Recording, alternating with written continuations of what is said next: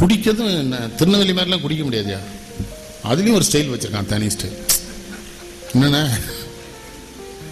நடு ரோட்லேருந்து பஸ்ஸை பூரா விலைக்கிறது தானே, பஸ் விலகுதே. அவர் கான்ஸ்டபிள் சொன்னா விலக மாட்டேங்கான் பஸ், இவன் சொன்னா. ஆனா குடிகாரன் திருட்டு போயிடுவ, குடிக்கிறவன் குடியினால பண்ணல. அதை நான் போய் சொன்னேன், வா மாப்பிள்ள இந்த ரயிலை நிறுத்திடுவோம்னு, அதை அடிச்சிருவோங்க. அப்ப அந்த நாய்க்கு தெரியுதுல்ல,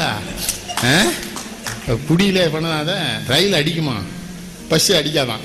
ஏன்னா டிரைவருக்கு வேலை போயிடும். இவனை கொண்டான் அவன் ஏட்டையா பார்த்தா கும்பிட்டுருதானே, தண்ணியை போட்டு இப்போ சலம்பு அவரை பார்த்தா வாங்க ஏட்டையா சௌரியமாங்க. அவர் இலை ஒழுக்க மாதிரி அவர் இவனை அவன் சொன்னா நம்ம நைட்டு சந்திப்போம்மா, அவருக்கு வாங்கி கொடுப்பான் போலுக்கு. நமக்கு என்ன அளவு தெரியுது, குவார்டரோ ஆஃபோ வாங்கி சமூகத்தை எப்படிலாம் எடுத்துட்டானுங்க. ஐயா உங்களுக்கு தெரியுமா, காமராஜ் காலத்தில் சாராயம் எங்கேயா கள்ளச்சாராயம் இருக்கும், ஊருக்கு வெளியே எங்கேயோ ஒருத்தன் விற்பான்.